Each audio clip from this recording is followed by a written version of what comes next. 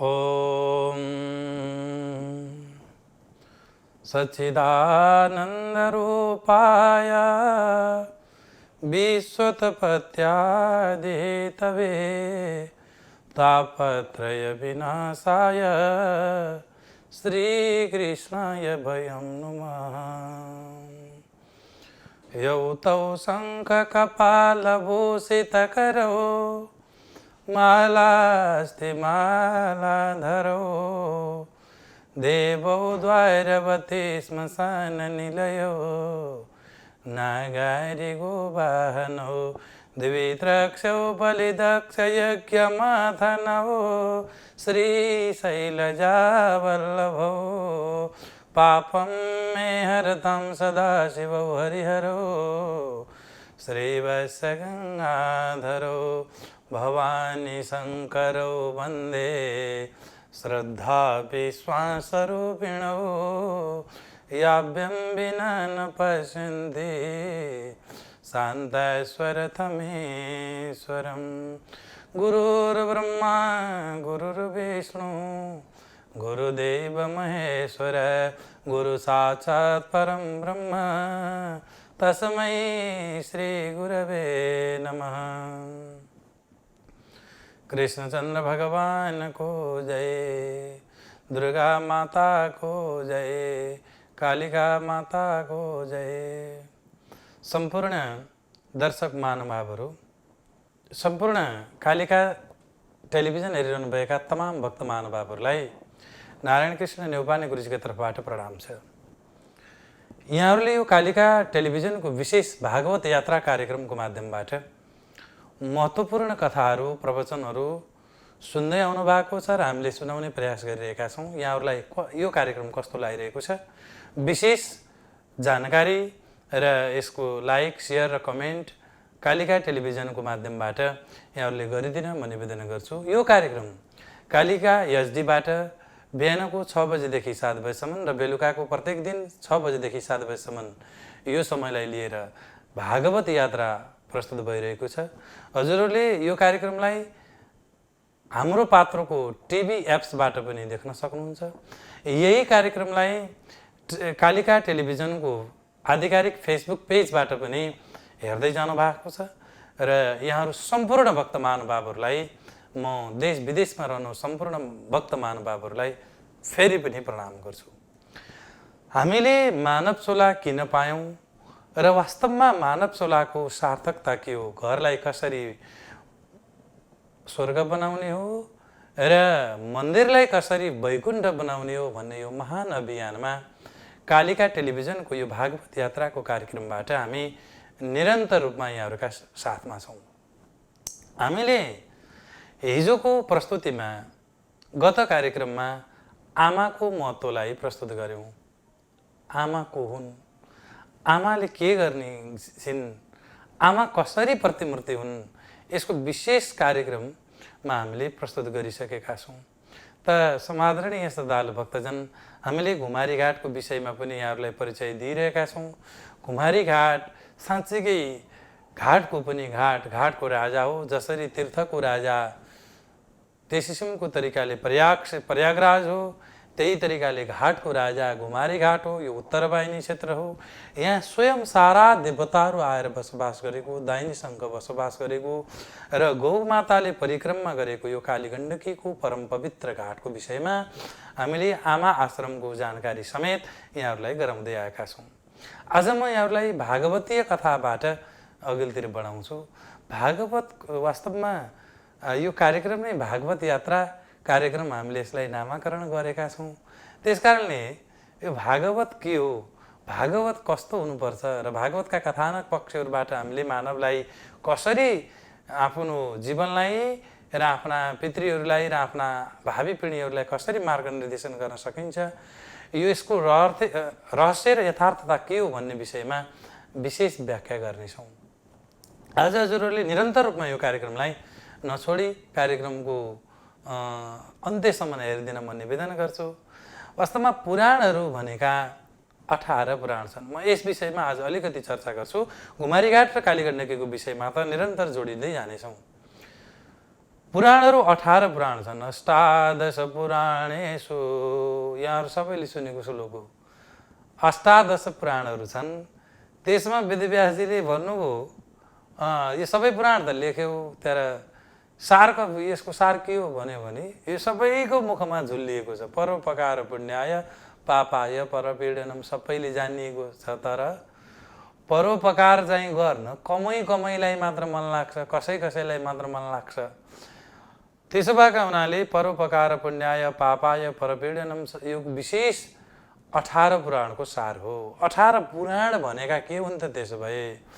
मद्वयम भद्वयम शैव वत्रयम वः चतुष्टयम अनाकलिंग कोशकाणी पुराणानि पृथक पृथक। मबाट 2वटा पुराण आउँछन्, मत्स्य पुराण र मार्कण्डेय पुराण। भबाट 2वटा पुराण आउँछन्, भागवत र भविष्य पुराण। होबाट 3वटा पुराण आउँछन्, वामन पुराण, ब्रह्मवैवर्त पुराण र विष्णु पुराण। ब्रबाट 4वटा पुराण आउँछन्, ब्रह्माण्ड पुराण, ब्रह्म पुराण, त्यस किसिमको ब्रह्मवैवर्त पुराण, वायु पुराण भनेको शिव पुराणलाई पनि हो। अनि यही तरिकाले 4वटा पुराण यो ब्रबाट आउँछन्। अबाट अग्नि पुराण, नाबाट नारद पुराण, लिङ्गबाट लिङ्ग पुराण, स्कन्दबाट स्कन्द पुराण, पबाट पद्म पुराण। यसरी 18 पुराण र भाबाट भागवत पुराण र भविष्य पुराण त भइहाल्यो। यसरी 18 पुराणहरू छन्। ती 18 पुराणहरूमा अष्टादश पुराणहरूले कसको व्याख्या गर्छन् भनेर यहाँ प्रश्न गर्दा दशवीर गीयते शिव, 10वटा पुराणले शिवजीको व्याख्या गर्छन्। अष्टादश पुराणेषु दशवीर गीयते शिव, चतुर्वीर गीयते ब्रह्मा द्वाभ्यम देवी तथा हरि भनेर बताएको छ। 4वटा पुराणले ब्रह्माजीको प्रतिपादन गर्छन्, 2वटा पुराणले देवीको प्रतिपादन गर्छन् र 2वटा पुराणले भगवान नारायणको प्रतिपादन गर्छन्। 10वटा पुराणले भगवान शिवजीको प्रतिपादन गरेका पुराणको प्रमाण छ। अनि यी पुराणहरूमा विशेष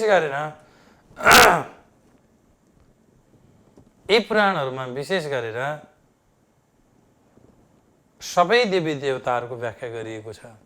म यहाँहरूलाई निवेदन गरौँ, गणेश पुराण, देवी भागवत पुराण यिनीहरू उपपुराण र उपपुराण अन्तर्गतमा पर्छन्। हरिवंश पुराण हजुर हामीले लगाउने, देवी भागवत पुराण जो हामीले नवरात्रको विशेष पावन पर्वमा लगाउने चलन गराएका छौँ, देवी भागवत। अनि हरिवंश पुराण, गणेश पुराण यिनी सन्तान उत्पादन गर्ने पुराणहरू हुन्। हरिवंश र गणेश पुराण यी पुराणहरू उपपुराणहरू हुन्। यी पुराणहरू सबै पुराणहरू टोटल गर्दाखेरि लगभग 64-65 वटा पुराणहरू शास्त्रकारहरूले, विद्वान र सन्तहरूले प्रमाण पाएको, फेला पारेको प्रमाण छ। धेरै पुराणहरू हामीले सुन्न पाउँछौँ र त्यसमध्येमा पनि विशेष यो भागवत नै सबै पुराणको सार हो। त्यसमध्येमा हामीले यहाँहरूलाई निवेदन गरौँ, यो शिवपुराणमा 24,000 श्लोक छन्, नारद पुराणमा 25,000 श्लोक छन्, स्कन्द पुराणमा 82,000 श्लोक छन्। त्यही तरिकाले विष्णु पुराणमा 24,000 श्लोक छन्। अहिले हामीले पाउने पुराण भने विष्णु पुराणमा 6,000 मात्रै श्लोक छन्। श्रीमद् भागवतमा 18,000 श्लोक छन्, देवी भागवतमा 18,000 श्लोक छन्। यसरी श्लोक सङ्ख्याका आधारमा हेर्दै गन्दै जाँदा सबै पुराणहरूमा अथवा 18 पुराणहरूमा 4 लाख श्लोकहरू छन्। 4वटा वेद छन्, अथर्ववेद, ऋग्वेद, यजुर्वेद र सामवेद। यी 4वटा वेदमा लगभग 1 लाख मन्त्र छन्। यसरी 1 लाख मन्त्र, अब वेदका ऋचाहरूलाई, वेदका त्यस किसिमका श्लोकहरूलाई मन्त्र भन्नुपर्छ। अनि पुराणहरूका श्लोकहरूलाई, ती 2वटा अरबहरूलाई श्लोक भन्ने हाम्रो शास्त्रले विधान गरेको छ। यी पुराणहरूमा 4 लाखवटा छन्, वेदहरूमा 1 लाखवटा मन्त्र छन्। यतातिर महाभारत र रामायणका कुरा गर्दा महाभारत विश्वको सबैभन्दा ठुलो, सबै धर्महरूमा सबैभन्दा ठुलो ग्रन्थ, कवितात्मक ग्रन्थ, यो 1 लाखवटा श्लोक भएको ग्रन्थ हो। यो महाभारतलाई पाँचौँ वेद भन्दा पनि फरक पर्दैन। हुन त सबै पुराणहरूलाई पञ्चम वेद भन्नुपर्छ। देवी भागवत भए पनि, भागवत भए पनि, शिवपुराण भए पनि, जुनसुकै पुराण पनि वेदकै व्याख्या गर्न बनाइएको हुनाले यिनीको नाम पाँचौँ वेद हो। अनि महाभारत र रामायणलाई अनि यसलाई वेदका रूपमा, पाँचौँ वेदका रूपमा लिइन्छ। यिनी पुराणमा पनि गन्ती हुँदैन यिनीहरूको, र वेदमा पनि गन्ती हुँदैन। यिनी इतिहासका रूपमा यिनलाई चिन्ने चलन छ। यो हाम्रो वैदिक परम्पराको व्याख्या हो। अब देवी भागवतमा देवीले यो संसार चलाउँछन्। यहाँ महत्त्वपूर्ण कुरा के छ भने भगवती माता देवीको कथा गर्न हजुरहरूले हामीलाई बोलाउनु भयो भने देवीद्वारा नै ब्रह्मा विष्णु महेश्वर चलिन्। साक्षात् देवीले नै सारा संसार ब्रह्माण्ड चलाएकी छिन्। औ देवी नभएकै पनि हुन्थेन भनेर हामीले व्याख्या गर्छौँ। देवीद्वारा नै यो संसार सृष्टि भयो, देवीका कृपाले नै हामी चलिरहेका छौँ, देवीकै शक्ति छ, उनै नै सबै ब्रह्मा विष्णु महेश्वर अग्नि रुद्र वरुण यम जो देवी देवताहरू छन्, 33 कोटी देवताहरू, यी हवनादि गरिएका देवताहरू, पूजा गर्ने देवताहरू सबै उनैबाट चल्छन् भनेर हामी व्याख्या गर्छौँ। अब हजुरले गणेश पुराण गर्न हामीलाई नै बोलाउनु भयो। त्यही गुरुले अब गणेशका पालामा अब गणेशजीले नै सारा ब्रह्मा विष्णु महेश्वर देवीलाई पनि चलाउनु भयो, अब अग्निलाई चलाउनु भयो, वरुणलाई चलाउनु भयो, यम कुबेर दिक्पालहरूलाई चलाउनु भयो। सारा संसार ब्रह्माण्ड उनैले सृष्टि गरे, पालन उनैले गरे। उनैका कृपाद्वारा ब्रह्माजीले सृष्टि गरे, उनैका कृपाद्वारा नारायणले पालन गरे, उनैका कृपाद्वारा शिवजीले समापन गरे यो संसार। अरू यो संसारमा कोही छैन, साक्षात् गणेशजीको कृपा हो भनेर हामी भन्छौँ। अब भागवतजी गर्न यहाँहरूले बोलाउनु भयो भने भागवतजीका पालामा, भागवतको कथामा यो संसार ब्रह्मा विष्णु महेश्वर चलाउनेवाला भगवान नारायण हुन्। यो संसार उनैका कृपाद्वारा चलेको छ। वैकुण्ठमा उनै छन्, लक्ष्मीका साथमा उनै छन्। यी सारा कुरा अब त्यहीँ गएर ठोङ्गिन्छन्। शिवपुराणमा गएर कथा गर्दाखेरि ब्रह्मा विष्णु महेश्वर चलाउने सबै देवताहरू शिवजीले चलाउनुहुन्छ। अब यही जुन पुराण यहाँहरूले गराउनु भयो तिनै देवी देवताको व्याख्या शास्त्रले गरेको छ। यो शास्त्रीय परम्परा हो। यो कुरा देख्दा हजुरहरू हामी पहिलो भक्तहरूलाई, पहिलो लेभलका भक्त, पहिलो वर्गका भक्तहरूलाई शङ्का लाग्न सक्छ। गणेश पुराणको अन्न खायो भने गणेशै ठुलो, देवी भागवतको अन्न खाए देवी भागवतै ठुलो, शिवपुराणको अन्न खाए देवी शिवपुराणै ठुलो भनेर यो पण्डितले भन्ने हो कि के हो, अथवा यो के हो ठुलै ठुलाका कुरा किन गरे हो भने जस्तो हामीलाई लाग्न सक्छ। यसको रहस्य कुरा के छ भने वास्तवमा देवी देवताहरू कुनै पनि साना हुँदैनन्। पहिला यो कुरा बुझ्नुपर्छ। अनि कर्तुम अकर्तुम अन्यथा कर्तुम समर्थ ईश्वर भनेर शास्त्रले बताएको छ। हामीले गर्ने जस्ता कर्महरू पनि गर्ने, हामीले सोच्नै नसकेका कर्महरू पनि गर्ने को नाम ईश्वर हो। त्यो समर्थशाली व्यक्तिको नाम ईश्वर हो। यो संसारलाई चलाउनेवालाको नाम ईश्वर हो। यो संसारको सृष्टि पालन र सम्हार गर्ने, हामीलाई बल बुद्धि विवेक र यो सबै कर्ममा प्रेरणा गर्ने तत्त्वको नाम, अदृश्य शक्तिको नाम राम कृष्ण हरि बुद्ध गीता जेसुकै यहाँहरूले भने पनि त्यो शक्तिको नाम ईश्वर हो, भगवान हो, राम हो, कृष्ण हो, नारायण हो, शिव हो, जे हो त्यही हो। त्यो परम तत्त्व जो ब्रह्मज्ञानीहरूले यसलाई आत्मेति ब्रह्मात्मे परमात्मेति भगवान इति शब्दते भनेर चिन्छन्। कसैले ब्रह्म, कसैले आत्मा, कसैले परमात्मा, कसैले राम, कसैले कृष्ण भनेर पनि यसलाई चिनिरहेका हुन सक्छन्। तर वास्तवमा यो संसार चलाउनेवाला परब्रह्म परमात्मा जुन तत्त्व छ त्यो तत्त्व परम तत्त्व हो। यहाँहरूलाई म निवेदन गर्दै आएको छु, जो यो संसार चलाउनेवाला जो छ नि त्यो पुराणहरूमा किन जुन पुराण गर्दाखेरि पनि तिनै देवताहरूलाई ठुलो गराएको होला भन्ने कुराहरूमा म यहाँहरूलाई निवेदन गर्दै आएको छु। अब यसको कुरा एउटा उदाहरणबाट हजुरहरूले हामीले बुझ्नुपर्छ। जस्तो कुनै पनि गाडी चलाउँदा, यही टेलिभिजन चलाउँदा भनौँ न, हजुरहरूले हामीलाई टेलिभिजनबाटै हेर्दैकै कुराहरू गरौँ, अन्त किन जानु पर्यो र। उदाहरण दिउँ, अब यो टेलिभिजनको ठुलो कि तार ठुलो कि हजुरका घरमा आएको बत्ती ठुलो कि बत्ती चलाउनेवाला पानी ठुलो कि बत्ती मिलाइदिनेवाला त्यो वायरिङ गर्नेवाला ठुलो कि कसरी ठुलो, कुन चाहिँ ठुलो भनेर हजुर हामीले प्रश्न गऱ्यौँ भने अब कालिका टेलिभिजन ठुलो। किन त भन्नाले कालिका टेलिभिजनको कुरा गरे बेलामा यो कालिका टेलिभिजनबाट नै कार्यक्रम आएका हुनाले यो नभए चाहिँ हजुर हामीले यो कथा सुन्न पाउँथेनौँ भनेर यसको व्याख्या गर्नु पर्यो। अब कालिका टेलिभिजनले त दिइरहेको छ, तर तपाईँको ठाउँमा चाहिँ लाइन छैन। लाइन नभएपछि लाइनको कुरा गर्दा लाइन नै ठुलो भन्न पर्यो।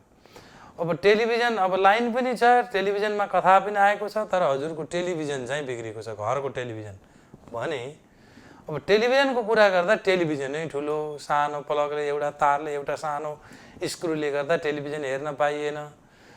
अब त्यसको व्याख्या गरेका बेलामा त्यही ठुलो। बिजुलीको कुरा गरे बेलामा बल्बको कुरा गर्दा बल्बै ठुलो, तारका कुरा गर्दा तारै ठुलो, अनि त्यो तारलाई ल्याउने ट्रान्समिटर ठुलो, ट्रान्समिटरका कुरा गर्दा त्यहाँभन्दा पहिला त्यो बनाउनेवाला ठुलो, त्यहाँभन्दा अझै त्यो सुरुङ ठुलो, पानी हाल्ने टर्बाइन ठुलो, त्यसपछि पानीको नदीको पानी ठुलो, यी पानी आउने खोलाहरू ठुला। यसरी यो जसको व्याख्या गर्यो त्यही ठुलो भए। यी सबैको मिश्रण नै बिजुली र टेलिभिजनको कथा हेर्न पाएको जस्तै। देवी भागवतका कथा गर्दा देवी नै ठुली, भागवतको कथा गर्दा नारायण ठुला, शिवपुराणको कथा गर्दा शिव ठुला, अनि गणेश पुराण गर्दा गणेशजी ठुला। यी सबै जुन जुन देवताहरू छन् यी सबै ठुलै ठुला हुन्, हामीले यसरी बुझ्नुपर्छ। तर त्यसो भन्दै गर्दा अनि राधे राधे भन्छन्, राम राम भन्छन्, कृष्ण कृष्ण भन्छन्, जय शम्भो भन्छन्, यिनलाई किन भनिरहेको थियो? त्यसमा सबै ठुलै ठुलालाई सबैलाई किन नाम नलिएको त भन्दा अब यसलाई अर्को उदाहरणबाट बुझ्नुपर्छ। इष्ट देवता मान्ने हाम्रो परम्परा हो, हाम्रो वैदिक परम्परा हो। इष्ट देवता मान्ने हामीलाई अधिकार छ। अरू सबै भए पनि एउटा देवतालाई प्रधान मान्ने हाम्रो वैदिक परम्परा हो। जसरी एउटी नानीले विवाह नहुन्जेल सबै केटाहरूलाई, सबै किसिमका पुरुषहरूलाई बराबर रूपमा हेर्छिन्, तर विवाह भइसकेपछि यिनी मेरा हुन् र म यिनकी हुन् भनेर उनलाई नै प्रधान रूपमा हेर्छिन्, उनीसँगै सुख दुःख साड्छिन्, उनीसँगै खाइ पिई उठ बस सबै कर्म गर्छिन्। त्यसो भनेर अरूलाई अपमान गर्छिन्, दण्ड हान्छिन् भनेको हुँदै होइन। त्यही तरिकाले अरू सबै समान हुन्, तर एउटा चाहिँ विशेष हुन्। ती सबै समान मध्येका पुरुषहरू मध्येका एउटा चाहिँ विशेष हुन्। हामी पुरुषहरूको पनि कुरो त्यही हो। अरू विवाह नगरुन्जेल यी सबै नारीहरू एउटै नारी हुन्, विवाह भइसकेपछि एउटी नारी विशेष हुन्, तिनीसँग विशेष हुन्छ, अरूसँग पनि समान व्यवहार हुन्छ भनेर बुझ्न सक्यो भने यो वैदिक परम्परा हो। यही तरिकाले हामीले हाम्रो परम्परामा एउटा भगवानलाई विशेष मान्न पाइन्छ। पञ्चायन देवता मध्येमा वैदिक सनातन धर्ममा 5 वटा देवतालाई विशेष मानेको छ। पहिला सबैभन्दा 5 वटा देवतामा गणेशजी आउनुहुन्छ, त्यसपछि भगवान नारायणजीलाई लिउँ, अनि शिवजीलाई लिउँ, अनि भगवती माता दुर्गाको शक्ति छ, शक्ति स्वरूपिणी, र अर्को सूर्य। यी 5 वटा देवता विशेष देवताहरू हुन्, पञ्चायन देवता हुन्। हामी वैदिक परम्परा मान्नेवालाले यी 5 वटा देवतालाई बराबर रूपमा मान्नुपर्छ। तर जुन देवतालाई बीचमा राखो त्यही पञ्चायन हुन्छ। दुर्गा, विष्णु, सूर्य, शिव र गणेश मध्येमा बीचमा गणेशजीलाई राखे गणेश पञ्चायन, बीचमा दुर्गालाई राखे दुर्गा पञ्चायन, बीचमा त्यस किसिमको नारायणलाई राखे नारायण पञ्चायन, बीचमा सूर्यलाई राखे सूर्य पञ्चायन, बीचमा कालिकालाई राखे कालिका पञ्चायन, र यसरी बीचमा शिवजीलाई राखे शिव पञ्चायन। यो मन्दिर या यी पञ्चायन देवताको पूजा गर्न सकिन्छ घरमा पनि। यी सबै देवी देवताहरूलाई त्यसरी स्थापना गरिने हाम्रो परम्परा हो। त्यसमध्येमा पनि गणेशजीलाई इष्ट मान्नेवालाले गणेश पञ्चायन अथवा बीचमा गणेश वा गणेशजीको विशेष भक्ति गर्न सकिन्छ।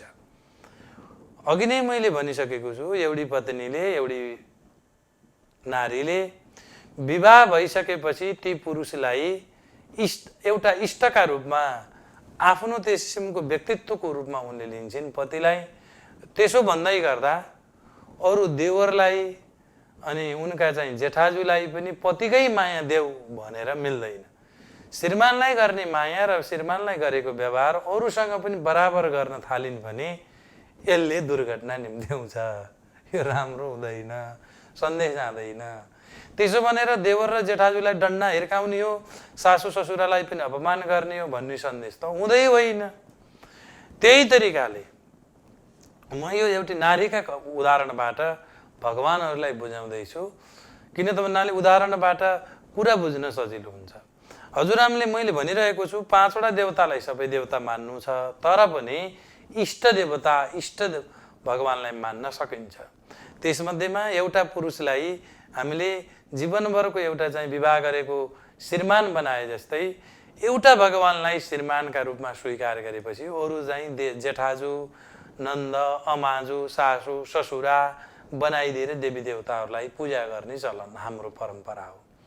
पञ्चायन नभएका घर, घण्ट शङ्ख नबज्ने घर, यिनी त स्मशान तुल्यानी गृहानी तानी, पाहुना नआउने घर, यो त मसान घाट हो। त्यहाँ भित्र बस्ने मान्छे मान्छे होइनन्, ती मसान घाटका मसान जस्ता हुन्, टाउका आँखा नाक कान र हात खुट्टा लिएका मसान जस्ता हुन् भनेर मैले गाली गरे होइन, सन्तहरूले शास्त्रले यसरी गाली गरेको छ। त्यसकारण पञ्चायन पूजा गर्ने, बिहान बेलुका बत्ती अखण्ड बत्ती बाल्ने, त्यस किसिमको तरिकाले पाहुनाहरूको सम्मान गर्ने हाम्रो वैदिक परम्परा हो। कृष्णचन्द्र भगवानको जय। यो वैदिक परम्परा अन्तर्गतमा जस्तो अब कालिकालाई बिचमा राखियो भने, दुर्गालाई बिचमा राखियो भने दुर्गा पञ्चायन भयो, शिवजीलाई बिचमा राख्दा शिव पञ्चायन भयो। जस्तो यहाँ महाकालेश्वर शिवजी हुनुहुन्छ, हामीले 68 सालदेखि कथा गर्दै आएको। मालिका मन्दिर हुनुहुन्छ चितवन हाकिम चोकमा, दिव्य तरिकाले 5-7 चोटि मैले मालिका मन्दिरमा कथा गरेका छु। मालिका मन्दिरमा अत्यन्तै माया गर्ने हाम्रो श्रद्धेय अध्यक्ष हुनुहुन्छ श्रद्धेय महाप्रसाद सिलवालजी, अनि त्यो क्षेत्रमा हामीले 5-7 चोटि यज्ञ गरेका छौँ। अब त्यो मालिकाका बिचमा भगवती आमा मालिकाका रूपमा हुनुहुन्छ, अरू वरिपरि सबै देवताहरू पञ्चायनका रूपमा स्थापना गर्न सकिन्छ। यिनी दुर्गा पञ्चायन मालिका पञ्चायन भन्न नि सकिन्छ। महाकालेश्वरमा वरिपरि देवताहरू बिचमा 5 वटा देवताहरू बिचमा शिवजी राखेपछि शिव पञ्चायन हुन्छ, शिव पञ्चायन बनाउन सकिन्छ। यसरी देवी देवताहरूलाई विशेष रूपमा राख्ने यो हाम्रो परम्परा हो।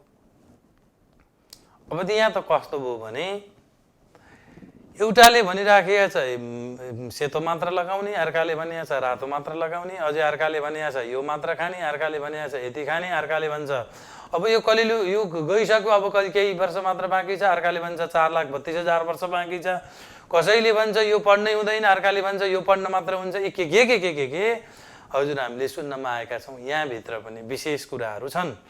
अब यो विषयमा हामीले छोड्नै नहुने र वैदिक परम्पराबाट बुझ्नुपर्ने कुरा के हो भने, यहाँहरूले बुझ्नुपर्ने कुरा अत्यन्तै महत्त्वपूर्ण कुरा बताउँदैछु।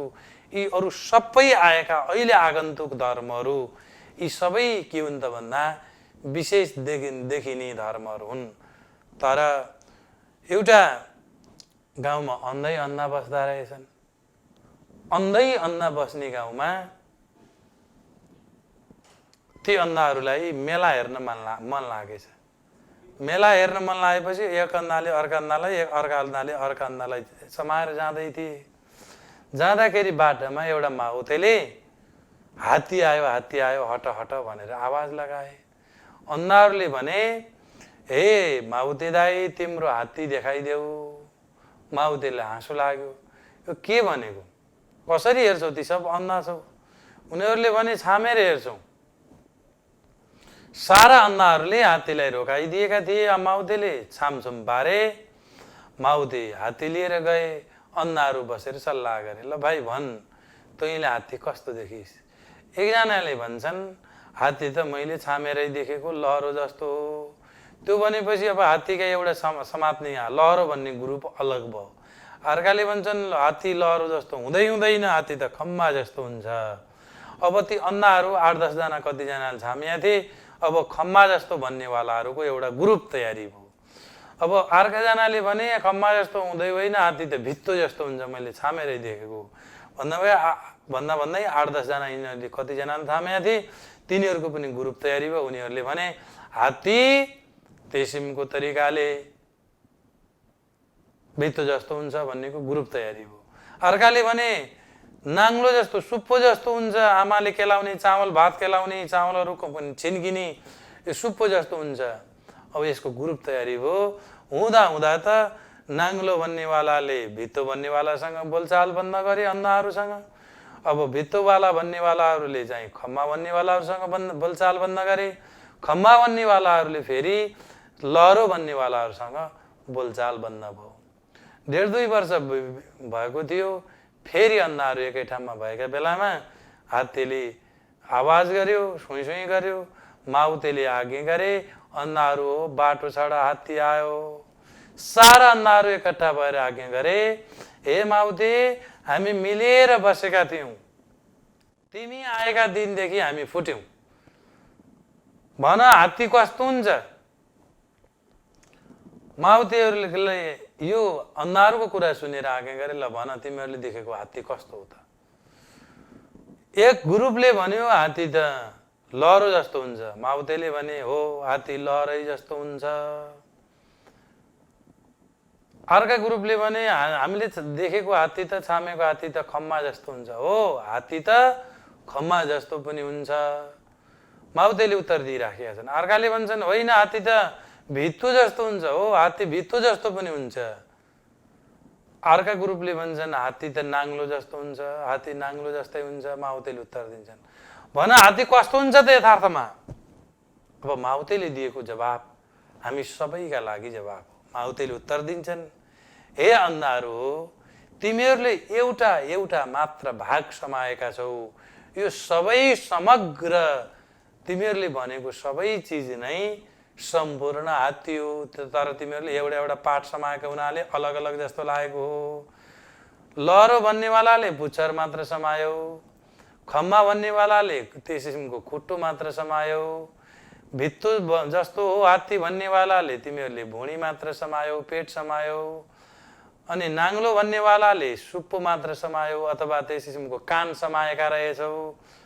अनि खम्मा भन्नेवालाले खुट्टा मात्र समाएका रहेछौ। तर एउटा मात्र अङ्ग समाएका हुनाले तिमीहरूले पुरा हात्तीलाई अलग अलग बनायौ। तर हात्ती पुरै समग्रता हो। यही तरिकाले सज्जन, कसैले भन्छन् रातो मात्र लाउने, कसैले भन्छन् टुप्पी मात्र पाल्ने, कसैले भन्छन् ए म मात्र आइज कपाल पाले मात्रै हुन्छ, कसैले भन्छन् यो मात्र भनेपछि तेरा पितृको श्राद्ध गर्नै पर्दैन, केही गर्नै पर्दैन, के। अनि मेरा गुरुका शरणमा जा, सबै केही श्राद्ध गर्नै पर्दैन। मेरा गुरुका पाउमा गएर आत्मज्ञान मिल्यो, सबै मिल्यो, सारा श्राद्ध गर्नै पर्दैन, केही गर्न पर्दैन, पूजा गर्न पर्दैन, पाठ गर्न पर्दैन, घन्टी हल्लाउनु पर्दैन। रोग जति हट्छन्, शोक जति हट्छन्, अझ के नयाँ धर्महरूमा गएपछि त रोगै हट्ने रे। ल हेर्नुहोस् यस्ता उनीहरूको धर्म मानेर रोग हट्ने बाबा यत्र ठुल्ठुला हस्पिटल किन बनाएका, लाखौँ करोडौँ त्याग गरेर यिनले किन पढेका। त्यो अमेरिकामा रोगै नहुनु पर्ने, तिनीहरू सबै निको हुनुपर्ने उनीहरूको धर्म मानिदिएपछि यस्ता भाउता लगाएर एउटा हाम्रै भित्रको षड्यन्त्र र अर्को परचक्रीहरूको षड्यन्त्र हाम्रा बिचमा छ। म सज्जन भक्तमान बाबाहरूलाई निवेदन गर्छु, वैदिक सनातन धर्म मान्नेवालाले पञ्चायनको पूजा छोड्नु हुँदैन, शालिग्रामको पूजा छोड्नु हुँदैन, गायत्री जप गर्न छोड्नु हुँदैन र इष्ट देवता मान्ने अधिकार हामीलाई छँदैछ। मैले भनिसकेको छु।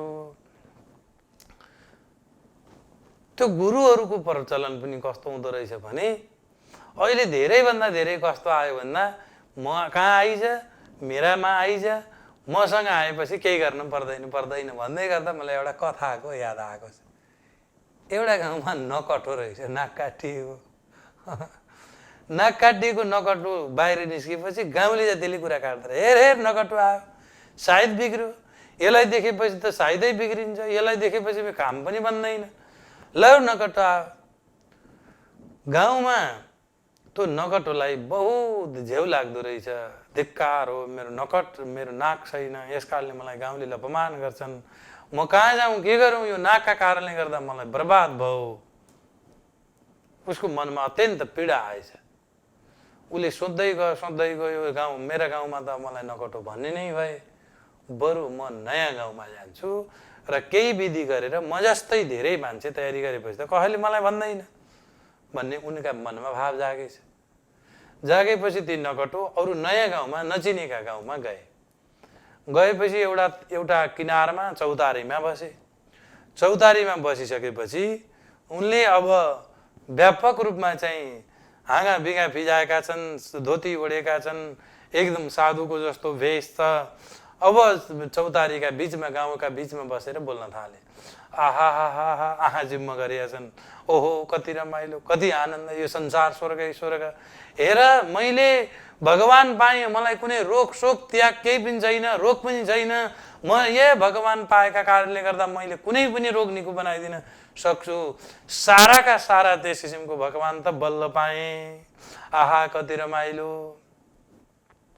यसरी गाउँमा फलाक्न थाले। चौतारीका बिचमा धेरै मान्छेहरू, गाउँभरिका मान्छेहरू झुम्मिएर चौतारीमा आइपुगे।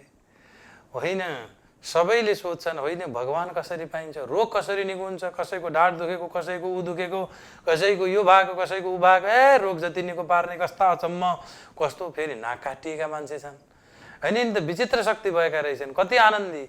उनले ल न बताऊ भन्दा कसैले बताउनेवाला छैनन्। उनी बोलिरहेका छन्, आहा भगवान पाएको छु, साँच्चै पाएको छु, साँच्चीकै गर्दा मैले गर्दा यो रोग शोक सब भ्यागिए, यो भगवानलाई पाउने तरिका त यो पो रहेछ भनिराखेका छन्। गाउँलेको धेरै पुकार भयो, भन न तिम्रो भगवान कसरी पायो, यो रोग जति कसरी हट्छन्। अब नकटाले सबै गाउँलेहरूलाई भने तिमीहरूले यो गर्न सक्दैनौ, गर्न सक्नेले मात्र पाउँछन्। अब तयारी गर्दै गइसकेपछि उनले भने हेर यो रोग लाग्ने भनेको नाकका कारणले हो, यो नाक काटेर मात्र फ्याँक, तिमीले भगवान पनि पाउँछौ, रोग पनि निको हुन्छ। अब धेरैजना मान्छेहरू अलपत्र परे, केही त अलिकति सुरा अलिकति आँटिला पनि हुन्छन्। ल त्यसो भए यही नाकैका कारणले रोग पनि लागेको, नाकैका कारणले भगवान नपाएको हो भने काटेर फालिदिन्छु भनेछन् र साटसुट नाक काटेर फालिदिए। अब त नाक काटेपछि त नकटो भइगयो। अब तिनै नकटो पूर्व ती पहिलाका नकटा जस्ता साँच्चीकै नकटा बनेका व्यक्तिले जस्तै अब हाहाहु गर्न थाले। अब रोग निको हुने कुरा पनि छैन, भगवान आउने कुरा पनि छैन। अनि कोट्याए, सबैले देख्ने गरी होइन भगवान त आएन नि त, खोइ तिमीले त आए भन्छौ, नाक त काटे। हेर भाइ अब मैले जे गरेको छु त्यही गर।